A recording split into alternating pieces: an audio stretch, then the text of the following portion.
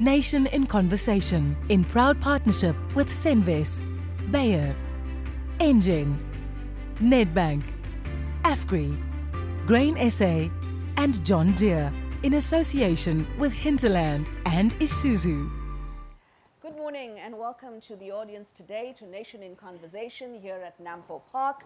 And I'd like to welcome then our distinguished panelists this morning as we discuss the issue of support and funding for the agricultural industry or the developing agricultural industry. I have with me today Malcolm Ferguson, Peter Sadao, Agri Mahanjane, Brenda Tlhabane, and Chris Venter. So we all know that agriculture is seen as one of the key areas that we want to focus on to help drive our economy. But we also know that it is a sector that requires transformation.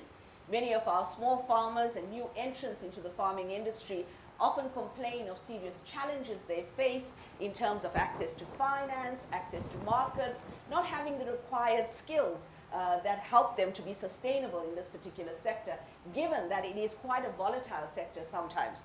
And so today we're going to have a conversation around the new Agricultural Development Agency that the conversation is currently going in the country at the moment, with both private and public sector trying to come together to find a solution to our problem. So as I talk to Malcolm, who's a consultant at ITI, also a retired ambassador, who has been driving the development of the Agricultural Development Agency. What do you see, Malcolm, for the role of such an agency in our country at this time?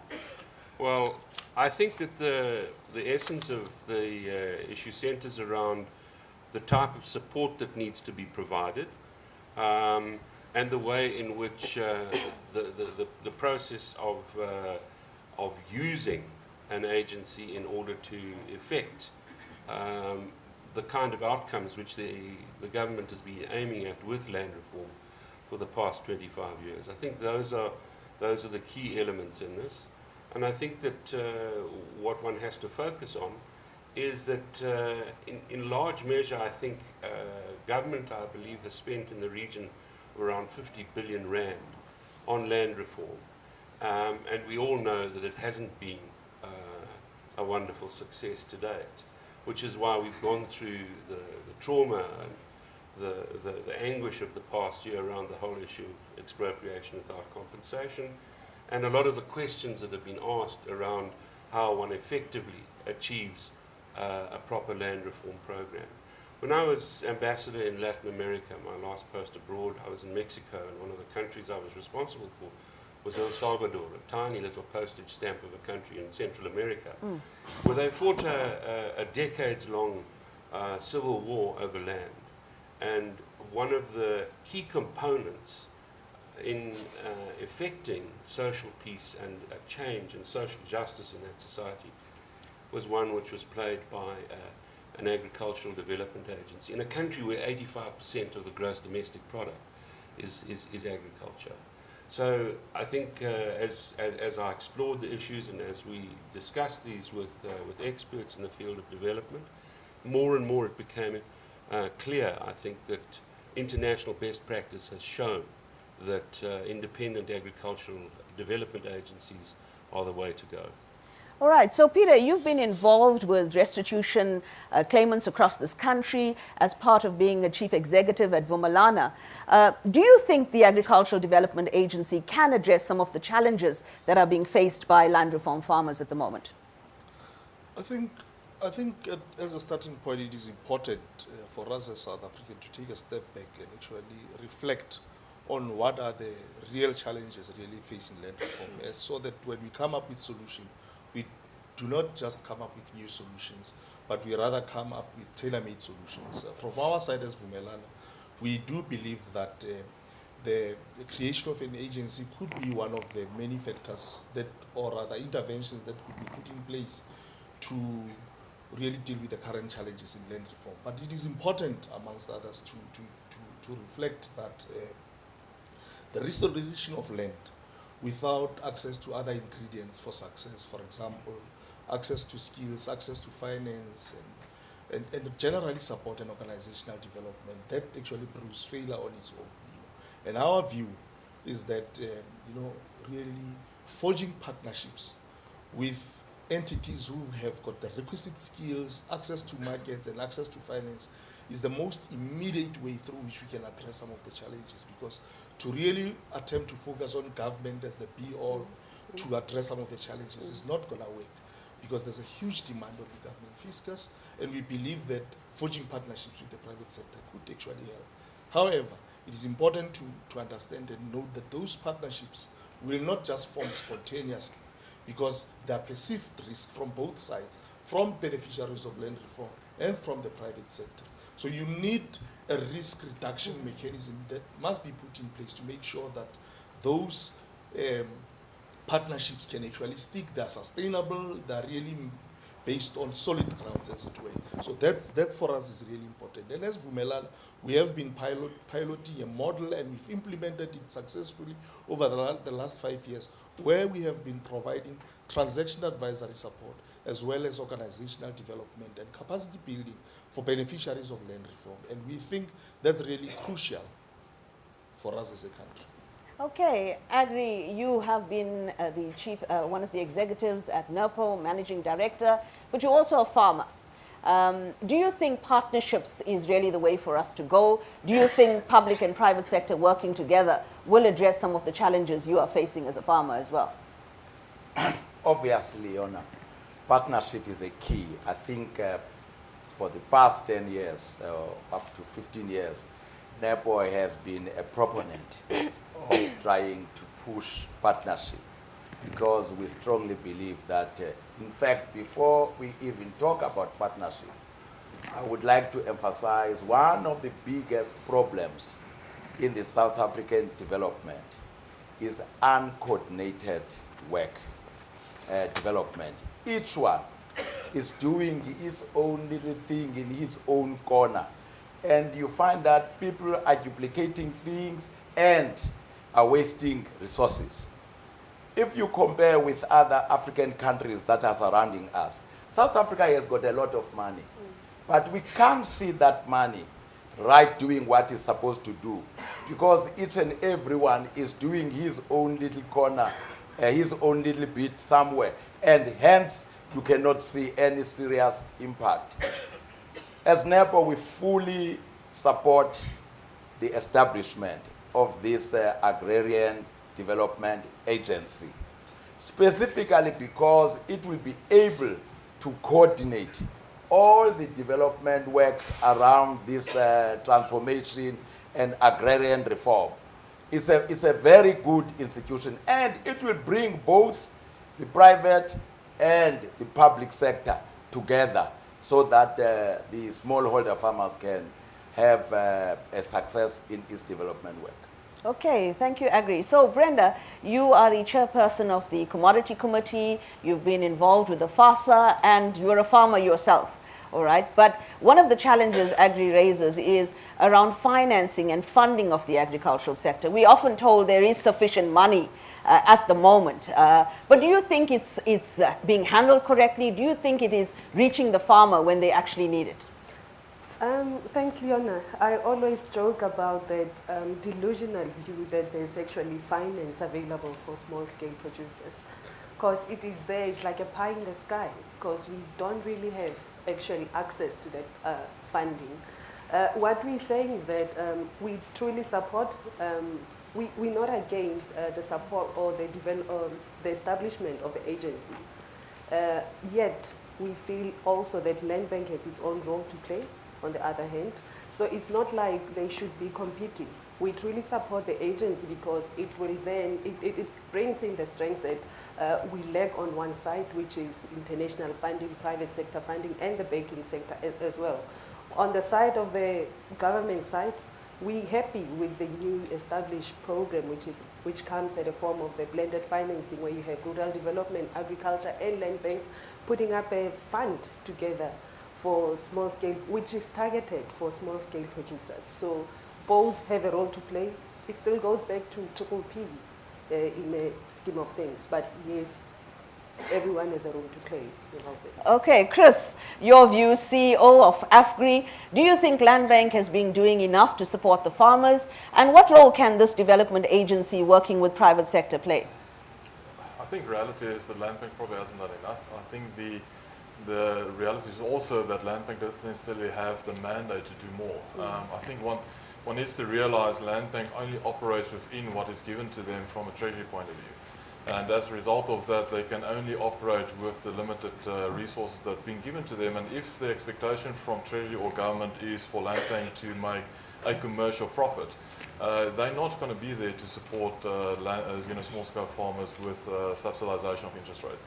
And I think that's the key issue. One needs to realize a small-scale farmer needs subsidized interest rate. They're not going to have economies of scale. They're not going to have the benefit of, large volumes going through their hands. And therefore, for them, it's more difficult. And if you really want to support them through the agency that we all support, it's going to be to find the parameters that really speaks to small-scale farmers. And I think that's the reality that we need to do. If Land Bank needs to do that, part of that, we all say that Land Bank has a development agenda. And I think they're doing great in what they have. But there should be a more mandated approach from government in terms of allowing them freer opportunities in terms of how they support and subsidize small-scale farmers. All right, so I think one of the words we keep hearing is around patient capital. And I think even as we've been discussing the Agrarian Development Agency, we keep talking of patient capital.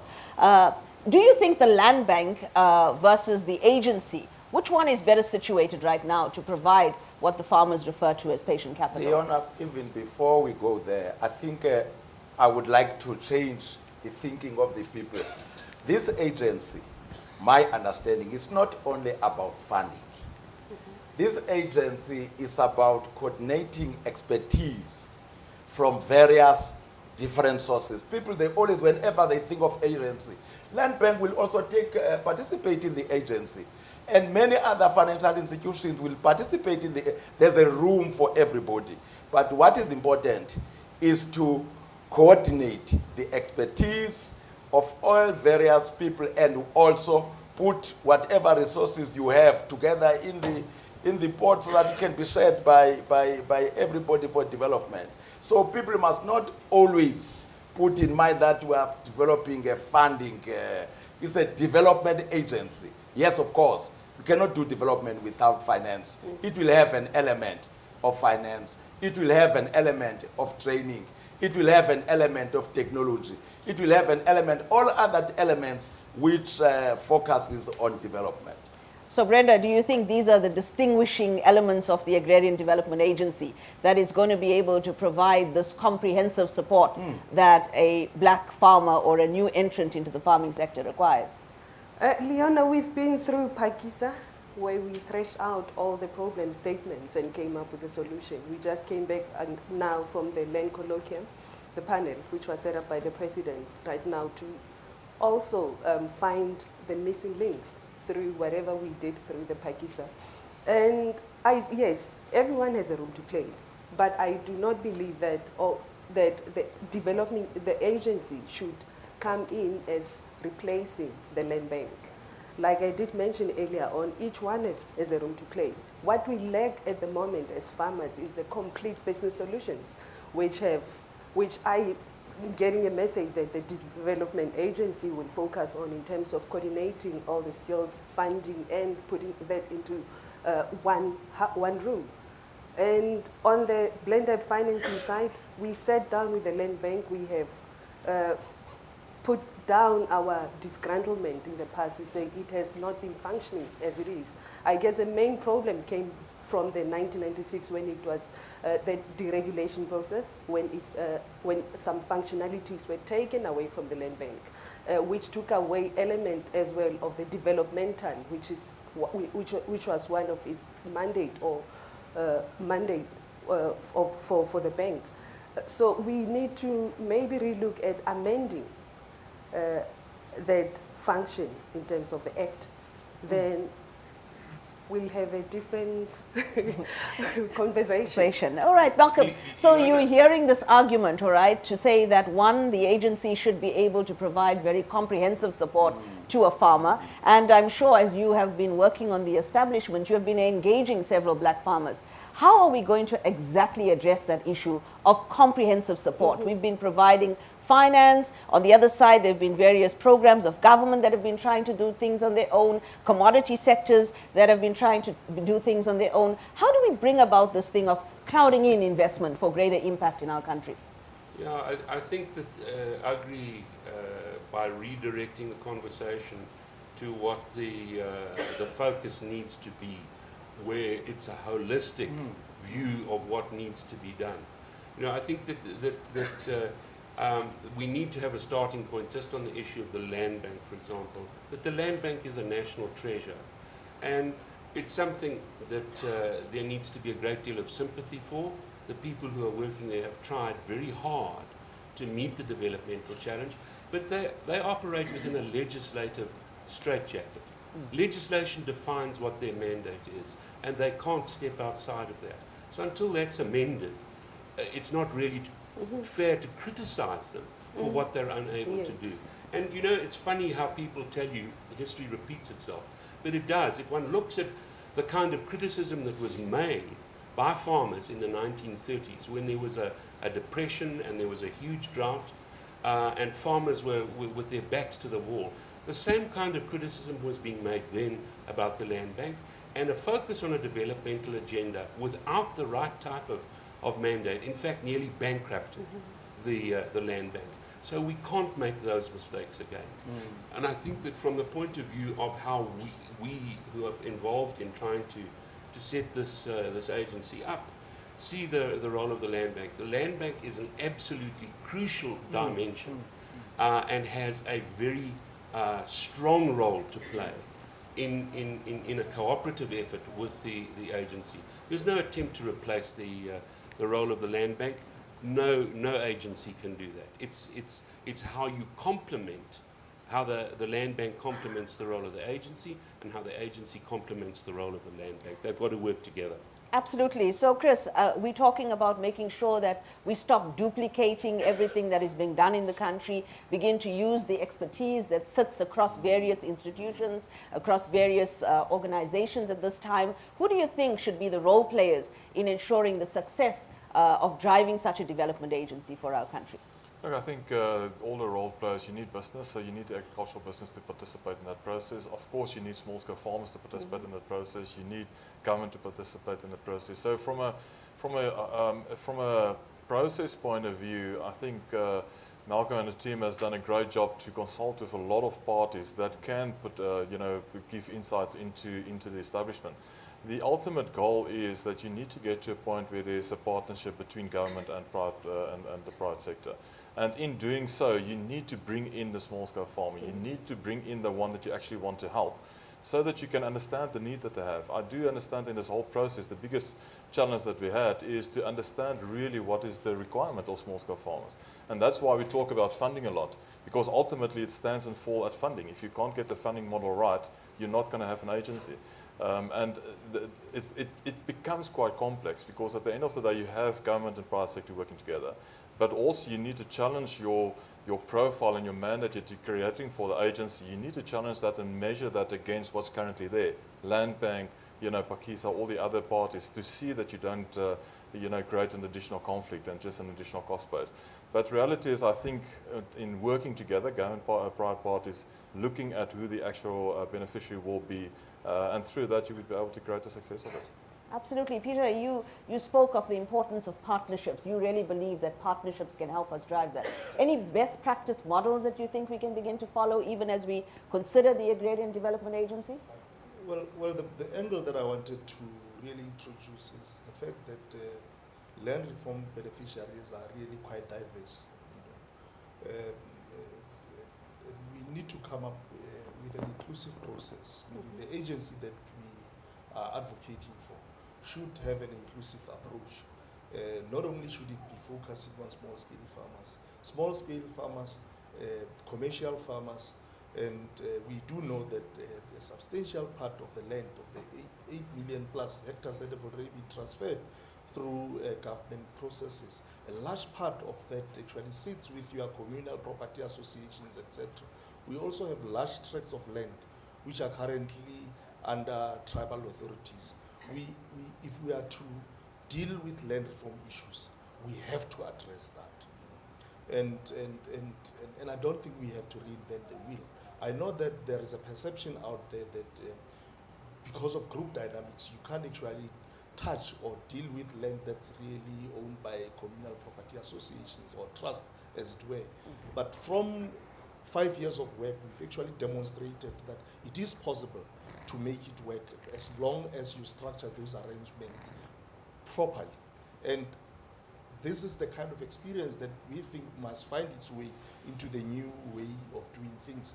And just as a last point, whilst we're talking about communal property associations and trust, etc., because of the group dynamics factor, you really need to find creative ways, and here we are really advocating strongly so for the creation of a funding mechanism that can, in a way, deal with issues around providing transaction advisory support so that those transactions that are being negotiated can actually stick. But over and above that, to make sure that you can put in place or rather introduce organizational development support because of this group dynamics factor. If we don't do that, I don't think we will be dealing with such a problem. And just to demonstrate that based on just our work, we believe that with an amount of around 120 million, you could in theory support in excess of about 150 projects that can create well over 22,500 jobs based on our calculations. And here we will be focusing on large, high-value projects because that's what communities are really sitting on. And I do think we need to confront this if we are to make any meaningful dent to some of the challenges that our people have. We all know that agriculture is very critical for our economy. I mean, even when our economy was going into a slump, in many of those quarters, it was agriculture which was helping to drive the sector at that time. So when we're looking at this whole issue of the Agrarian Development Agency, one of the key issues often raised in our country is around corruption, around poor governance of such institutions. What models are we looking at, Malcolm, in terms of ensuring good governance within this particular agency? Governance, yes. Probably the most important issue that's required when it comes to trust associated with the expenditure of other people's money. I think that when one looks at the governance requirements, there's a very big challenge with that because the funding sources that we're engaged in discussion with is not only government. In fact, when we first approached government, we said we're not coming to have a conversation about money. It was government that came back to us and said to us, well, we'd like to talk to you about money. So I think that when you set up governance structures, you've got to look at creating the so-called trusted vehicle, an entity which is governed to the best standards, that meets the requirements of trust when you are receiving money from banks, and I must say that the South African commercial banks are coming to the party on this issue. And I think that in order to ensure that you avoid the kind of problems that confront us when we hear about what's going on at the Zondo Commission, you've got to keep your nose clean. So governance is an absolutely crucial part of how we are focusing on setting this up. And there are good models to follow. We had a very good discussion yesterday with some senior business executives about this and have received a lot of advice, which we're going to follow to the letter. Absolutely. Good governance, Chris. Is that one of the things that private sector will be looking at even as they consider partnering with this development agency? Absolutely. I think, again, one need to realize that you're going to have to raise funding through the private sector and through commercial banks and through offshore entities. So as a result of that, governance is going to be key. You need to create that guidance. You need to involve those investors in the process of advising where they want the money to and how the money needs to be invested. And you need to be able to show them at the end of the day the auditing processes, you know, in terms of the governance processes. So from a pure process point of view, I think the reality is private partnerships is going to establish and support this program. And as a result of that, your governance process is going to be key. Okay, so Agri, do you think now that farmers, I mean, we've heard this word transformation many times, we've heard of development agencies many times. We spent weeks in Pakisa looking at how we set up these kinds of models. Do you think the way in which we're going about things, the partners we are bringing together, are going to help address the needs of farmers within your sector? Well, we do have confidence that if you bring the private sector in the development system, the wheels are gonna try to move faster than how they move in government. You must understand, I don't say there is no corruption in private sector. There's a lot of corruption in private sector. But they do it very decently. They do it very decently. They hide it better. Not this one where you see people holding a bag of money at daylight. And I think that element, whoever will oppose on this initiative is the person who knows that this thing is going to focus on governance. Because people, they don't like, people who like to put their hands in the cookie jar, they like an environment where there is no governance, where there is a chaotic environment. That is why we are all really putting our thumbs up that we think the new current president is going to put things right when it comes to governance and corruption. We hope. Peter, you want to come in? We're talking no corruption at all, not the ones that you can accept. So what are your thoughts? I think clean governance, good governance, transparency is the buzzword. And this is not just only applicable to this envisaged agency that we're talking about. It applies across the board. From your small commercial farmers, if you don't have governance mechanisms in place, that's recipe for disaster. And in our experience, for example, with your communal property associations, one of the programs that we have embarked upon over the last 5 years is to really assist them to improve on their corporate governance, on transparency, etc. I mean, simple things, for example, like the ability to be able to work on their financials, produce financials, hold annual general meetings, report back to the membership, have policies and procedures in place, etc. Those are the kind of stuff that you need to, at a basic level, to make sure that you've got such mechanisms in place. Because if you don't do that, particularly in a group situation, the minute the first R1 million land into the bank account, people start fighting. So governance is the buzzword.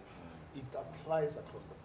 Absolutely. Governance and transparency, making sure that new farmers actually understand to run a business. We're talking about farming businesses here so that we can begin to drive the economy. Do you agree, Brenda?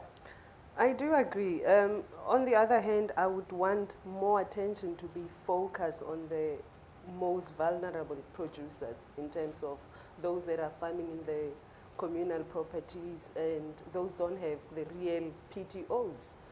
Is there much thought applied around those ones?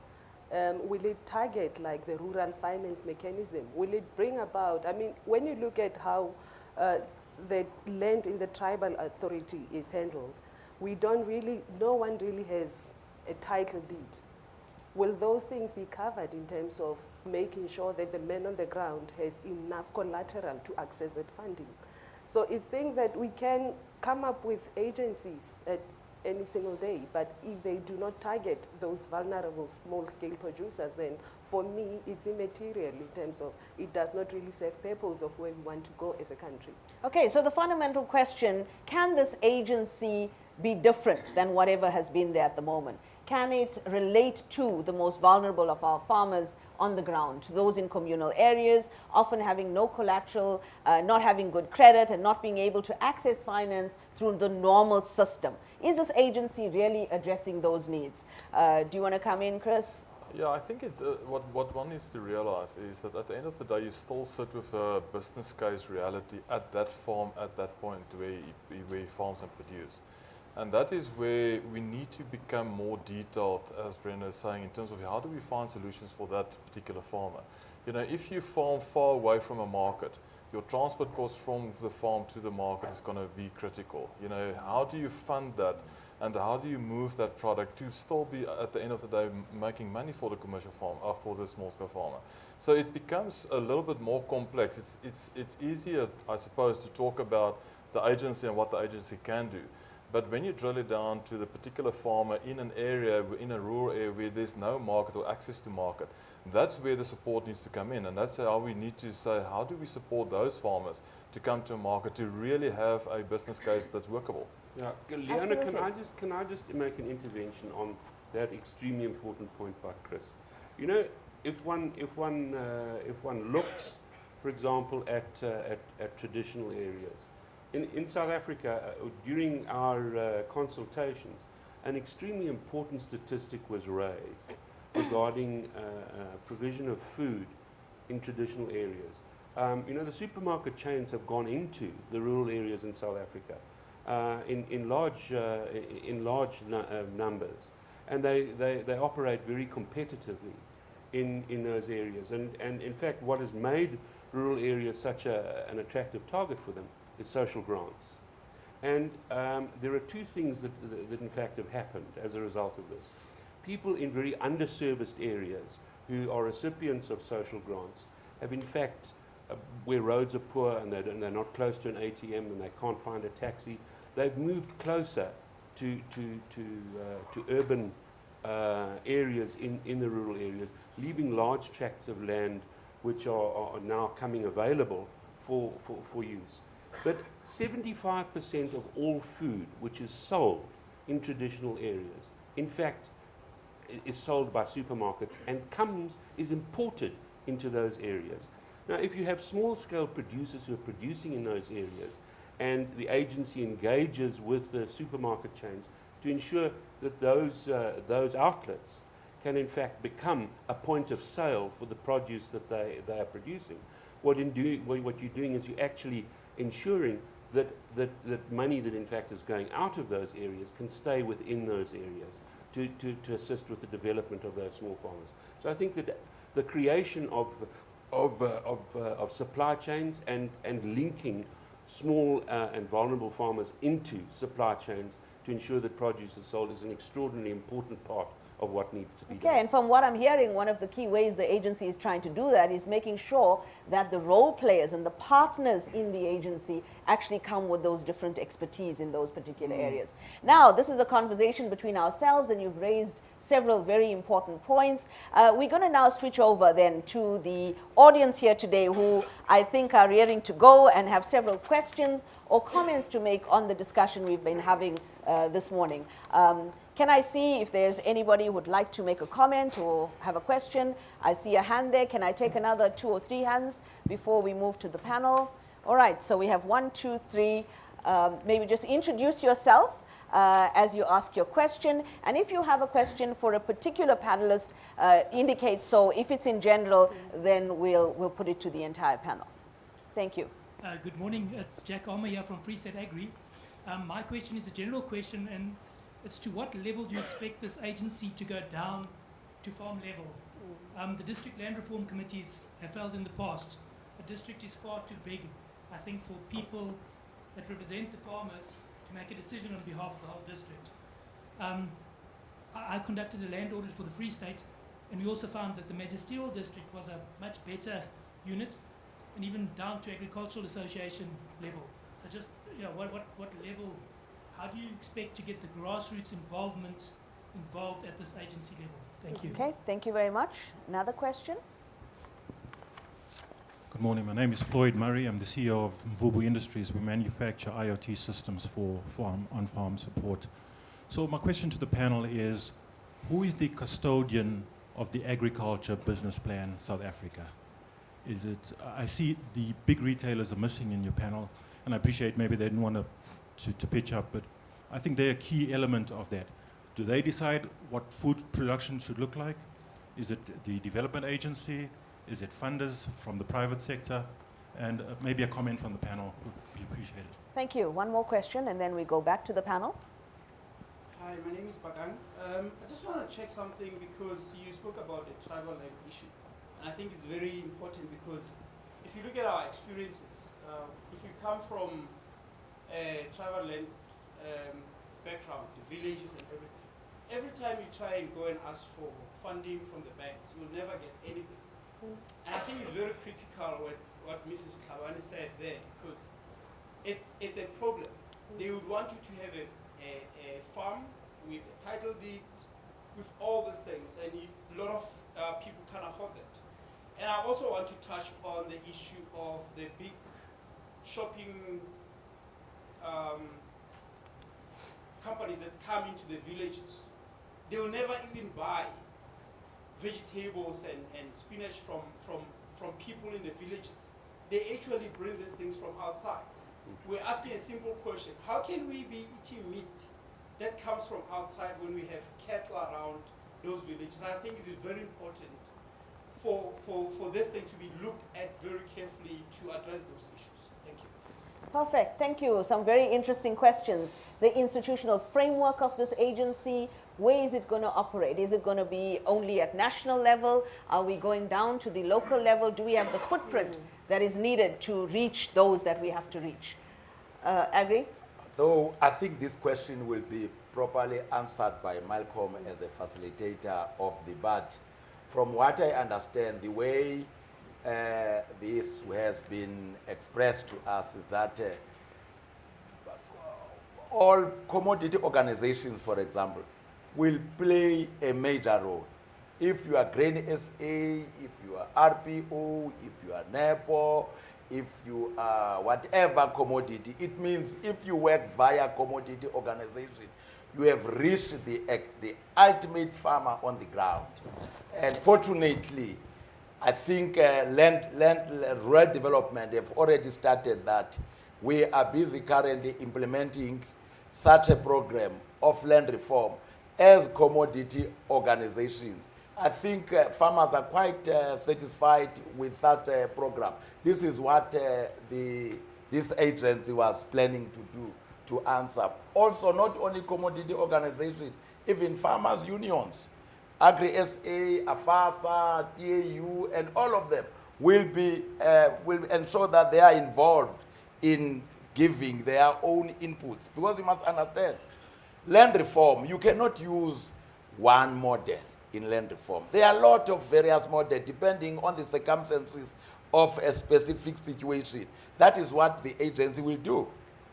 Malcolm, how are we going to expand the footprint of this agency to make sure we reach the most vulnerable? Agri has just said it all. Covered? No, I mean, I think from the point of view of how you reach the smallest people, that's a very valid question. And I think if you're working with organizations like NERPO, like AFASA, with farmers' unions, with the commodity organizations, with farmers themselves, it's very easy to get to that level. And I think something that is often forgotten is that there are actually some wonderful non-governmental organizations in South Africa that are very focused on small-scale farming. There's a wonderful organization in Msinga, near Greytown, called Wadukachani, which in fact focuses on goat farming. Yes. And they do fantastic work. Now, an organization like that, if you fund them and assist them, you end up with a situation like you have in KwaZulu-Natal, where 75% of the red meat producers are in fact black farmers. So there are many ways where you can get to people at grassroots level, and it's quite easy to do. Perfect. Chris, the issue of the big retailers, what role do you see for them in the Agricultural Development Agency? Do they determine where we plant and what we plant or what we farm? Look, I think they have a standard to keep up in terms of food security and food safety. That's probably the starting point. I don't see why, though, in terms of tribal land and production in the rural areas, why they can't, consolidate production in that area. They need to find a model. If you talk about cattle in a specific area producing for a local ShopRite or for a local retailer, the question is, where is it slaughtered? What is the standard of the slaughtering? Because ultimately, if somebody fallen ill as a result of that, it's going to be their responsibility. So the process of moving the product from the land to a final, consumable product is going to be key, and they need to find those models to get there. I don't think it's undoable, because ultimately you have a lot of production, and it doesn't make sense logistically to move the product and then import it back into the community. But that's a model that the retailers would have to find. I don't think it's going to be necessarily an easy one, because it's going to be at cost to the structure. But ultimately, that's where they need to pitch in. So everybody, and I think Malcolm has said it, all different industries in this value chain has a role to play for us to make it work. And the agency is trying to connect all those dots. That's really what we're trying to do. It's not going to be, there's not going to be an easy answer to all of it, but every single part in the value chain needs to play its role. So we come back to this critical issue of communal land, communal tenure. It is a recurring issue in our country. Is it sufficient that people in communal areas have PTOs? Is the bank going to accept that? Is the development agency going to be able to grant credit on the strength of a permission to occupy certificate that a farmer may have? Well, Leona, if I can just step in here, I think that the person who in fact has most expertise in this area is Peter from Vumelana. And the amount of work which they've done and the models that they've developed are actually exemplary. And they provide an easy route to solve that problem. And in fact, there are already existing funding organizations, secondary lenders in South Africa, who are quite willing to lend against production. So a crop in the land itself forms part of the security for lending. But I think Peter is the guy who really needs to answer that question. Peter, given your experience in this area? Yeah, I think it's important to create a clear distinction between restitution, where people or your communities eventually got title deeds. So that has to be treated separate from your normal tribal land, which is under chiefs or the coast, as it were. You know. And I think you need, tribal land or tenure is the least developed. If you look at the three legs of land reform: restitution, redistribution, and land tenure. And I think one of the things that we are going to have to really focus on is to ensure and find creative ways through which we can deal with land that is owned by the tribal authorities, and to find creative ways of ensuring that people can meaningfully benefit, and that it's not only the chosen few that really benefits, because that also brews infightings amongst the communities, etc. But on the CPAs, for example, I mean, we've got a lot that we can share. You don't have to reinvent the wheel. We've done a number of, as we speak, there's in excess of 16 projects that we've already concluded that has had or rather would be mobilizing close to R1 billion worth of investment, which would actually be addressing in excess of 970 beneficiaries of land reform.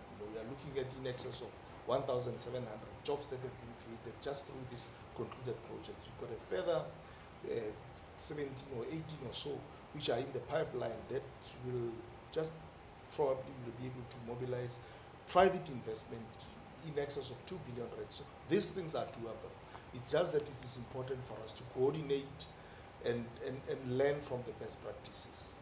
Yes, and coming into that best practice models, I mean, there are some very good best practice models at the moment happening on communal land, where people have been taken from subsistence farming and are really producing in excess for the market. Some thoughts on some of those best practice models?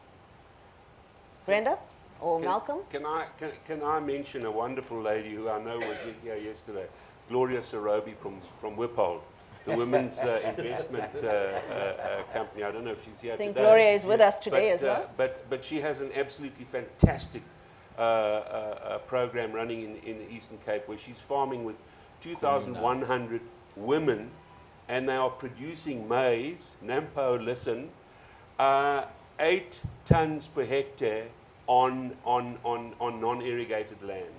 That's fantastic. And when you see the pictures of her mealies, your mouth waters. It's wonderful.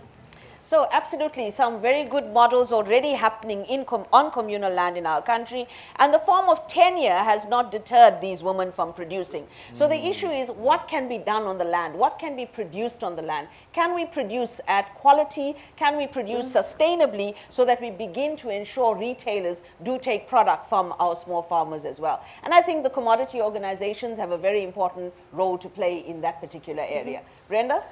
I guess for me, it's still not coming out very clear in terms of what will the role of the agency be in terms of making sure that those who don't have the permission to occupy, like in those tribal authority land, are going to be included in the economic mainstream in terms of how do they access that funding.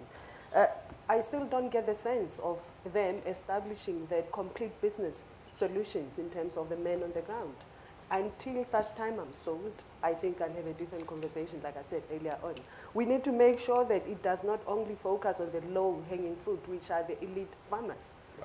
For me, the main focus should be given to those most vulnerable small-scale producers, to make sure that we actually change the face of the whole agrarian community.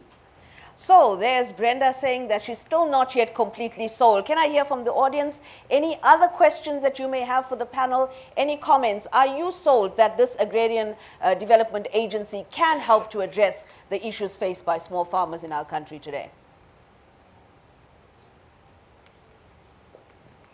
I see a hand.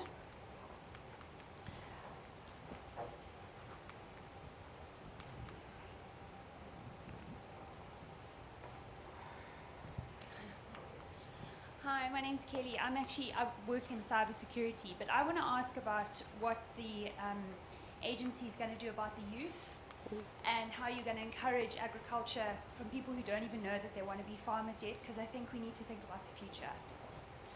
Okay, very important question for our youth today, and how do we get them involved in agriculture? I see another question.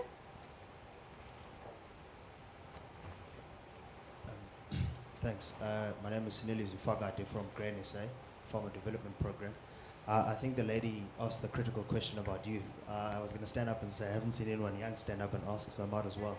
So I think she's asked the question in terms of how is the agency looking at youth in terms of actually making them accessible. Are we talking interest holidays for people that are young that are coming up? Because the minute you come into agriculture commercially as an individual that's been an example of trying to apply for finance, I'm being told that I'm competing from the day of production. I'm competing with commercial farmers, even from a financial perspective. How is the agency going to specifically address our issues in terms of us getting a kickstart that's enough for us to be stable? Thanks.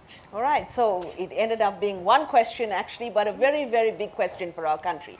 Most of the people sitting in unemployment at the moment are the young people of our country. You find the president and the government trying to drive serious youth initiatives, and we're trying to make sure that young people find agriculture attractive.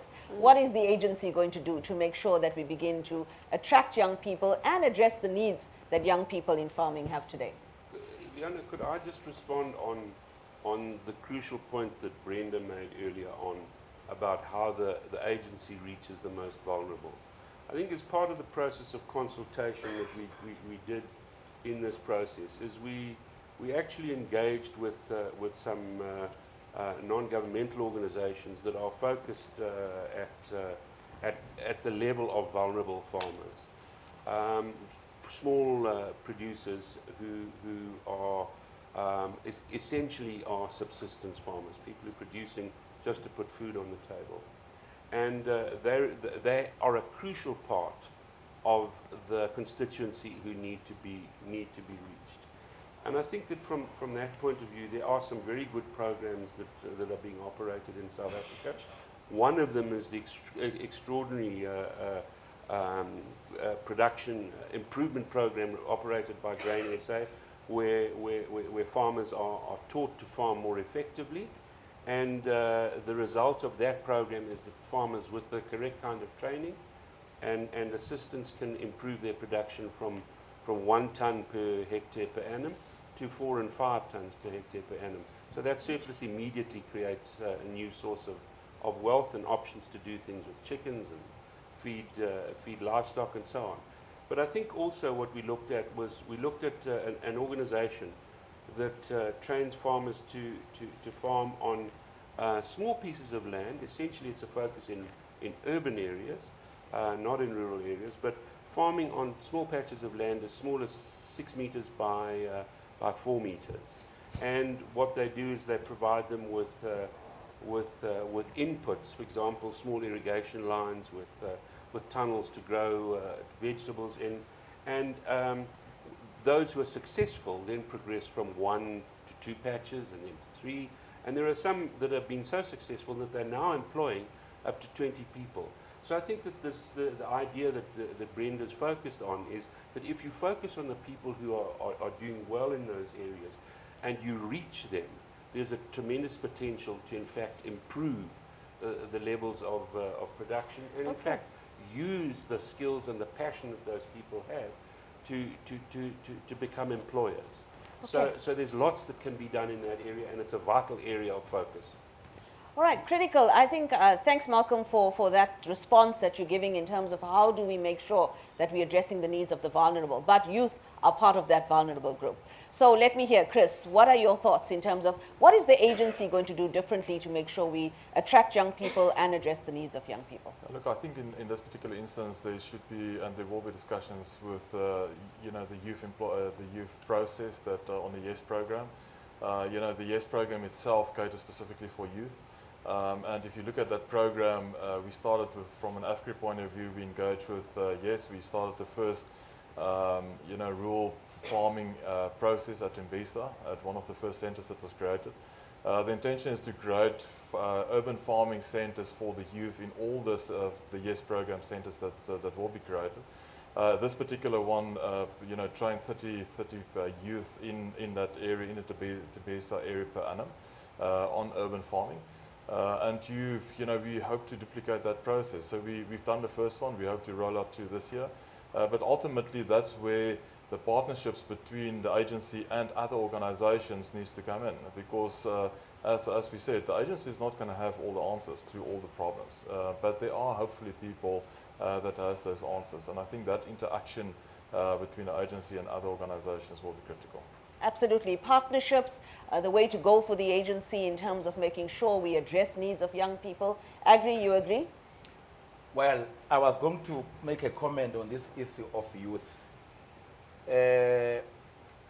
I think my take here will be saying that our training, our education and training in South Africa, especially when it comes to agricultural sector, will have to go back to the drawing table and review it.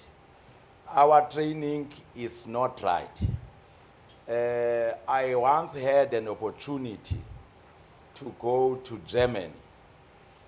And in Germany, you don't get the title farmer without a proper vocational training, and you are tested. In South Africa, every Jack and Jill who can't get anything, he said, no, I'm a farmer. We will have to sift. I'm referring even to the youth. Even to the youth, we cannot just take every Jack and Jill because he cannot be employed anywhere and think that this is the place to come. Somebody have got to go through a rigorous vocational training, and that training will give him an opportunity to decide whether really this is my career or it's not my career. I've trained some students for many years in my farm. First day when they come, they read City Press and time to time looking for jobs. By the time it's 6 months down the line, the students are gone. Because they are looking for jobs, they don't want to date in their hands. Hence, I'm saying that whoever we will call in South Africa a farmer, that title must be the same as an accountant, as a lawyer, as a farmer. You must go through rigorous training. Thank you. So as we make some of our concluding remarks, it's been an amazing conversation this morning. But I think, Peter, as I ask you to make some of your concluding remarks, the question always asked in terms of land reform, and I've been involved in land reform for many years, is everyone a farmer? Is everyone who gets land through the land reform program a farmer, or can they be made a farmer? I think that's the fundamental question in terms of sustainability and productivity within the land reform sector at the moment. I think Agri has really said it all.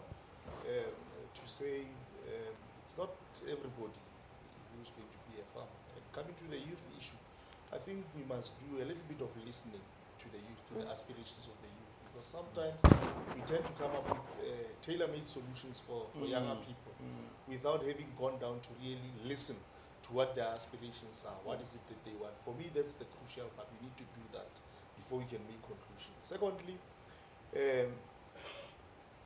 we need to really have an inclusive process. We don't have a lot of time.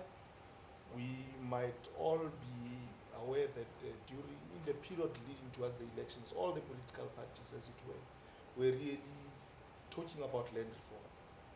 Land reform has been on everybody's, head, tongue, you name it, and there are a lot of expectations that have already been created. We don't have time. We need to find those areas, we need to find those, what I would call quick wins, so that our people, we can restore hope to our people, so that we can see things manifestly happening on the ground. Because if there's one thing that will really create serious challenges for us as a country, particularly around social cohesion, is the land reform issue. So we really need to get that right ASAP. Okay, thank you. Brenda, some concluding remarks from you in terms of now, are you convinced that this Agrarian Development Agency can help us to address needs of vulnerable farmers in our country? Before I answer that, I want to take a step back to what Ntate Mahanjan and Ntate Peter have said about not every black person can be a farmer, or every Jack and Jill, like Ntate Mahanjan. Whether you are white, okay, you cannot be a okay, farmer. fine. We need to also have this thinking that for people to produce food is not only about being a farmer. We're dealing with serious inequality in terms of where we are as a country. For many people, food production is more of, it's more in line with the food security element. So if we start now steering that people through the thinking that it's actually, you can actually make a living, you can actually put food on your table when you focusing on agriculture. That's why my focus or everything is around the most vulnerable people. If you go to those communal areas, traditional areas, that land is lying fallow. What do we do about that land? Do we only want to sit in the office or air-conditioned offices to say, yes, we have solutions for farmers? There are youth out there that are getting very despondent in terms of there's nothing, there are no alternatives. That's why everyone now else starts thinking that maybe going into the agricultural sector could be a solution where we can actually break free from the poverty breakline. So I just stepped out of the youth zone, but still within in the developing country zone. I'm still in the youth zone. So those are things that we battle with in terms of we not being listened to. No one, elderly community just want to throw stuff at us and tell us this is what we want. We want to actually understand exactly what is it. You find that is there insurance like that will be tailor-made for that man on the ground to make sure that if we're dealing with issues like your climate change, we're dealing with what is there for that producer on the ground. If one season wipes you out, do you have any recovery plan? Do you have any mentorship plan? Do you have a go-to person where you can say, I need some assistance in terms of making sure that I'm back on production? No, thanks for that, Brenda. I think there's so much more to be said around the issue of youth involvement in agriculture. But Chris, as we conclude then from your side, the role that private sector is going to be playing as part of this agency in terms of driving it so that it actually deals with involvement across the value chain of agriculture. I think Malcolm said it earlier in the sense that the agency is a holistic approach, and but we also recognize the agency itself can't do everything. So that's private sector needs to play their role in that value chain to support the agency in bringing a holistic answer to the question and to agricultural development. All right, so Malcolm, as we conclude from your side, as being one of the people who lead the process around the establishment of the agency, we're moving now into a new government administration, agriculture, land reform at the top of the agenda of government. How fast are we going to be moving with this Agrarian Development Agency? Or is it going to be just another conversation that we are having? No, it's not just another conversation, and I think the timelines that are being set by government are stringent. Government has expectations in this regard, and in fact, expectation is something that is worrying, because if you in dealing with expectations, oversell and underdeliver, you do yourself and you do your brand immense harm. So I think that the delivery has to match expectations.